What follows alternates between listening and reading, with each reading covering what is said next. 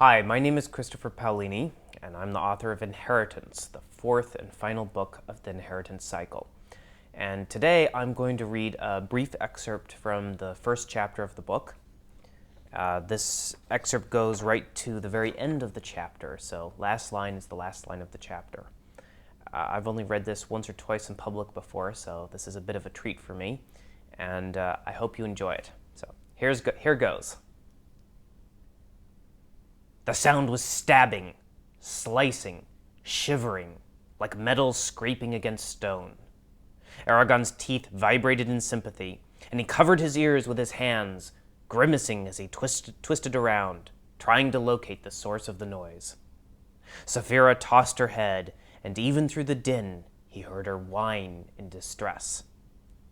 Aragon swept his gaze over the courtyard twice, before he noticed a faint puff of dust rising up the wall of the keep from a foot-wide crack that had appeared beneath a blackened, partially destroyed window where Blodgarm had killed the magician.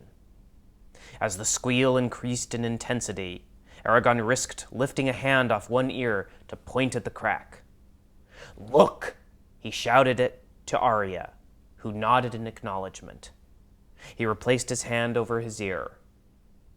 Without warning or preamble, the sound stopped. Aragon waited for a moment, then slowly lowered his hands, for once wishing that his hearing was not quite so sensitive.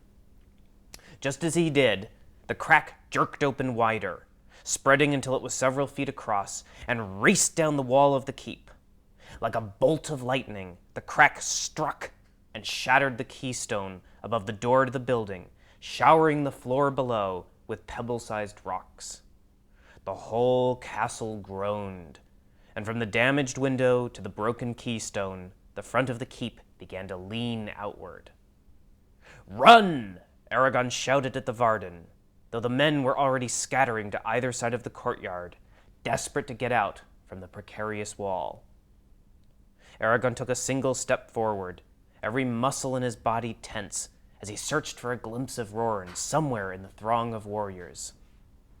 At last, Aragon spotted him, trapped behind the last group of men by the doorway, bellowing madly at them, his words lost in the commotion.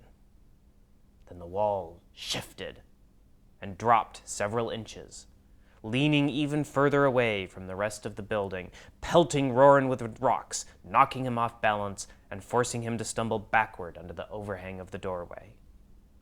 As Roran straightened from a crouch, his eyes met Aragon's, and in his gaze, Aragon saw a flash of fear and helplessness, quickly followed by resignation, as if Roran knew that no matter how fast he ran, he could not possibly reach safety in time. A wry smile touched Roran's lips, and the wall fell.